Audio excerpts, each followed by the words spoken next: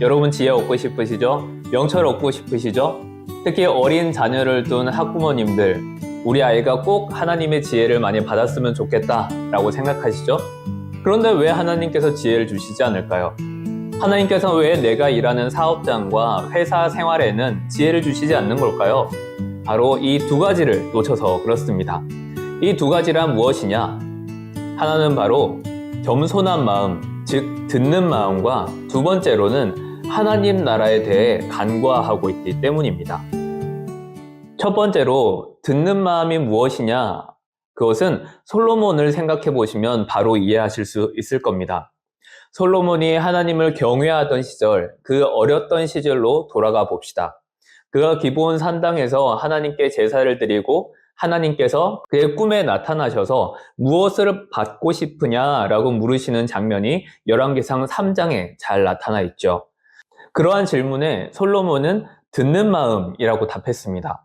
즉 겸손을 구했잖아요. 이것이 무엇을 의미하냐면 솔로몬은 왕이잖아요. 굳이 듣는 마음, 즉 겸손을 구할 필요가 없는 위치입니다. 그가 왕이니까 자신의 의지대로 하고 싶은 대로 이것저것을 다 할 수 있었지만 그는 그렇게 하지 아니하고 금도 구하지 아니하고 원수의 생명을 구하지도 아니하고 오로지 듣는 마음, 즉 내 자아는 옆으로 잠시 비켜두고 이 빈 공간에 하나님께서 내게 무엇을 말씀하실는지 그것을 듣겠습니다 라는 빈 공간을 두었다는 것이죠. 나의 빈 공간은 하나님께서 충분히 일하시고자 하는 영역을 만들어냅니다. 우리는 이것들에 대해 너무 쉽게 간과하고 있는 것 같아요.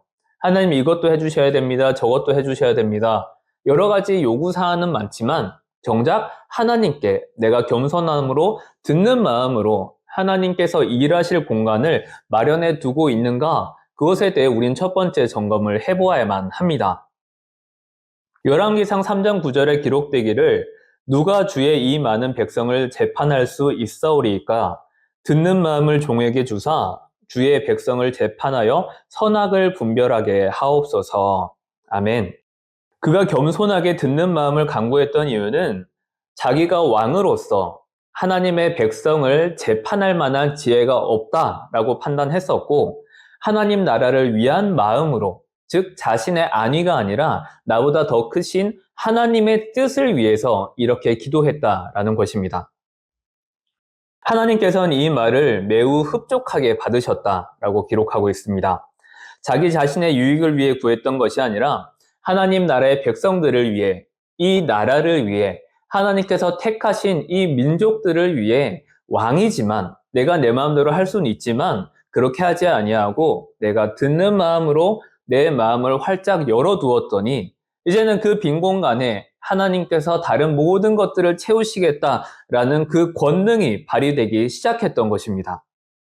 그가 하나님을 경외했을 때에는 하나님께서 이 마음을 너무 기쁘게 받으셔서 그가 구하지 아니한 모든 것들을 다 허락하셨죠. 그래서 전에도 없었고 후에도 없었고 라는 표현을 할 정도로 이 솔로몬이 가진 것들은 어마어마했습니다. 그런데 그렇게 하나님을 경외했던 솔로몬이 하나님에게서 점점 멀어지자 이제는 지혜 대신에 다른 우상이 들어오기 시작했습니다. 그가 이방 여인들과 결혼을 하기 시작했고 과도한 확장 정책으로 백성들의 삶은 점점 어려워져만 갔습니다.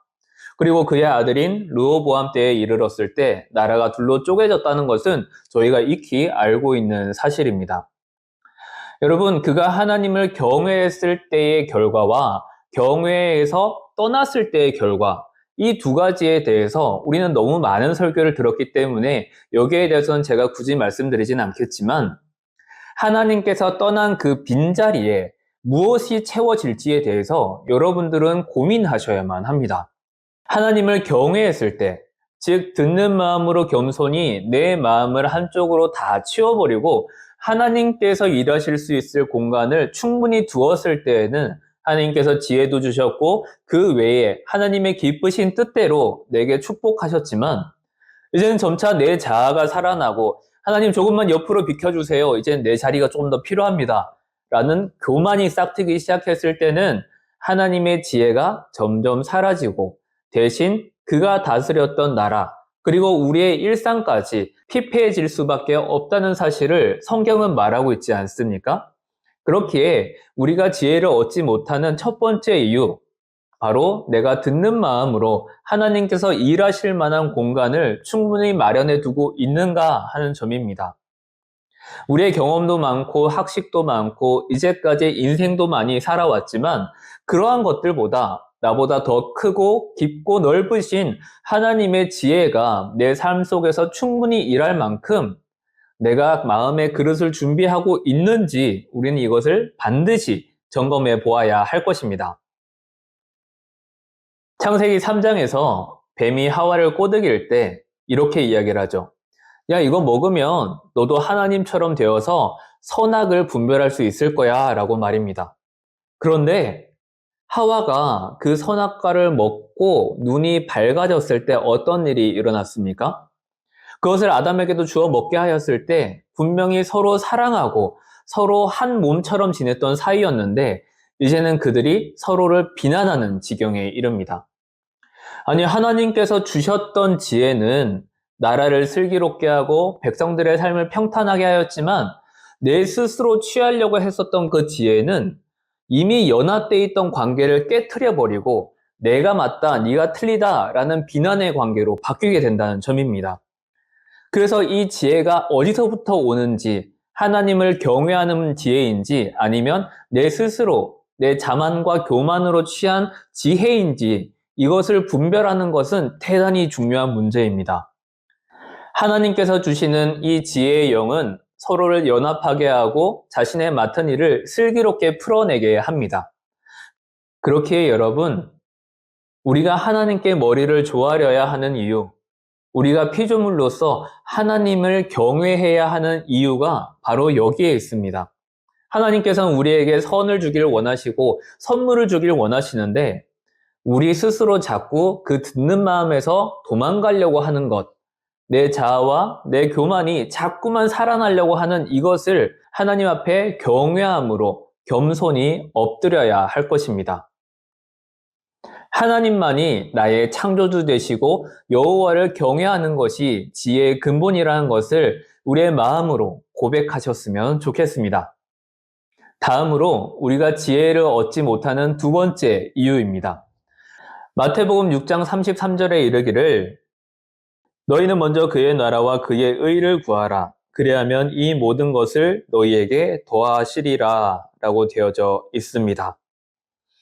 여러분, 이 원리를 많이 잊어버리시는 것 같아요.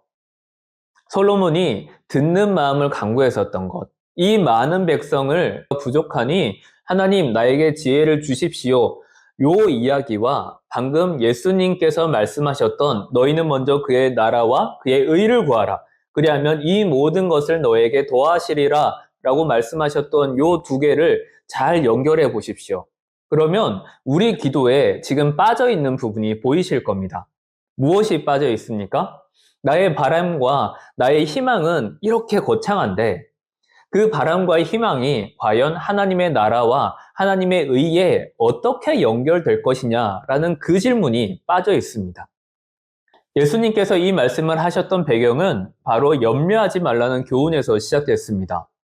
공중에 나는 새도 아궁이에 던져질 풀도 다 하나님께서 입히시거든 하물며 너희일까 보냐 라고 말씀하시는 그 염려의 교훈 가운데에 우리도 여러 가지 염려가 있잖아요. 회사에서의 고민도 있고 사업에서의 고민도 있고 내 건강에서의 고민도 있고 정말 자녀들의 학업에 대한 문제도 분명히 있잖아요. 그런데 이 염려에 대해서 내 기도에 대해서 과연 내 기도가 하나님 앞에 응답되어졌을 때 그것이 하나님의 나라와 하나님의 의에 어떻게 연결될 것이냐, 그것을 우리는 고민하지 않을 수 없다는 말입니다. 정말로 솔로몬의 이 이야기 안에서 우리가 큰 힌트를 얻으셨으면 좋겠습니다. 우리의 기도 가운데 많은 부분들이 이것이 빠져 있습니다. 우리의 집이 커지고 우리의 차가 바뀌고 내가 성공하고 사업에서 더 많은 매출이 일어나는 것을 과연 하나님의 나라 안에서 어떻게 연결할 것인지 그것에 대한 고민은 전혀 없는 채 그저 다른 사람도 응답을 받았으니까 나도 응답해 주세요. 다른 사람도 저런 축복 받았는데 나도 주세요. 하나님 왜 나에게는 이런 지혜 주시지 않습니까? 라는 내가 중심되는 기도가 아니라 너희는 먼저 그의 나라와 의를 구하라. 그리하면 이 모든 것을 도와주리라 라는 예수님의 이 신령한 법칙에 대해서 우리가 잊고 있었던 것은 아닌지 점검해 보셨으면 좋겠습니다. 우리가 쉽게 빠지는 사단의 함정이 무엇이냐면 바로 결과론에 치중하는 것입니다. 이것이 왜 위험하냐 하면 결과만 보고 모든 것을 판단하기에는 우리가 하나님의 지혜를 감히 측량할 수 없다는 점입니다. 우리 사업이 잘 풀려서 매출이 올라가고 회사에서 PT 발표를 아주 훌륭하게 잘 해내서 승진을 하거나 여러분들의 자녀들이 좋은 성적을 받는 것이 과연 하나님 나라와 의에 어떤 연결이 있는지를 반드시 생각하셔야만 합니다. 나의 안위, 나의 일들이 잘 풀려야 하나님께 영광이 된다? 그것만큼 거짓 교리가 없습니다. 그것만큼 거짓에 속아 넘어가는 것이 없습니다.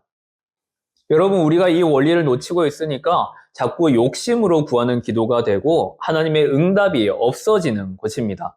솔로몬이 지혜를 구한 이유가 무엇이라고요? 자기 백성을 잘 판단하고 재판을 해서 이 하나님의 나라를 계명대로, 율법대로 세우고자 하는 그 뜻이 있었기 때문입니다. 우리가 간구하는 기도에 하나님의 지혜를 구하는 이유에 과연 하나님의 뜻이, 하나님의 나라가, 하나님의 의가 같이 들어가 있는지를 한번 점검해 보셨으면 좋겠습니다. 우리가 가지고 있는 순수한 의도, 정말 교회 공동체를 위해, 내가 누군가를 돕기 위해, 구제를 위해, 그리고 내게 맡겨진 각자의 사명 안에서 하나님의 나라와 하나님의 의를 구하기 위해 하나님, 내가 지혜가 부족합니다. 이 일을 하기에는 내 체력도 부족하니 하나님, 내게 이 사명을 맡겨주신 것이 맞다면 그것을 잘 감당할 수 있는 능력 주십시오. 지혜 주십시오. 내가 하나님 앞에 선으로 사용되고 싶습니다. 이 기도를 우리가 함께 해야만 하나님께서 지혜도 주시고 응답도 해주시고 또 각자 상황에 맞는 적절한 선물을 주신다는 것이죠. 진짜 우리의 기도 가운데에 나는 알잖아요.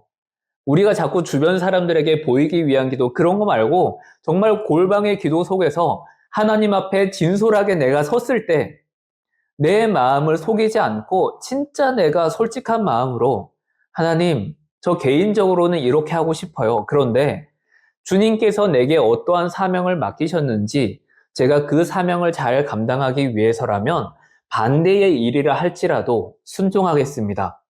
그런데 하나님, 제가 그 일을 감당하기에는 좀 부족한 것 같아요.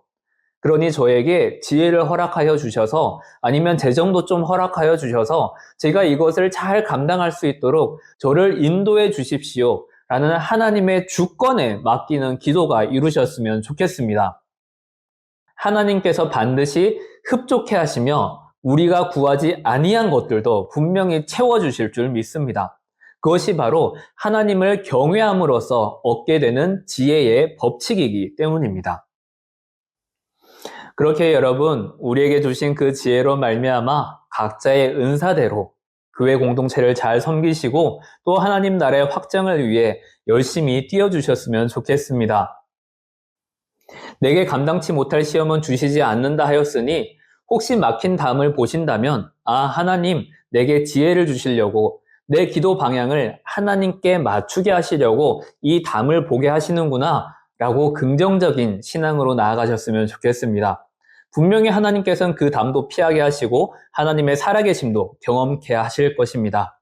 그렇기에 여호와를 경외하는 것이 지혜의 근본이요 또 명철이니라 라고 하신 이 말씀을 기억하시면서 여러분들의 삶 가운데에 모든 것들이 하나님의 계획 안에 슬기롭게 현명하게 풀려질 수 있기를 주님의 이름으로 기원드립니다.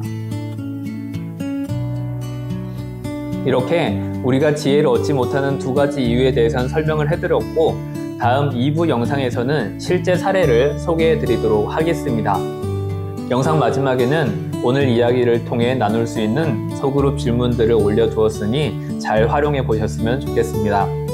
좋아요와 구독 다시 한번 부탁드리며 다음 영상에 뵙도록 하겠습니다.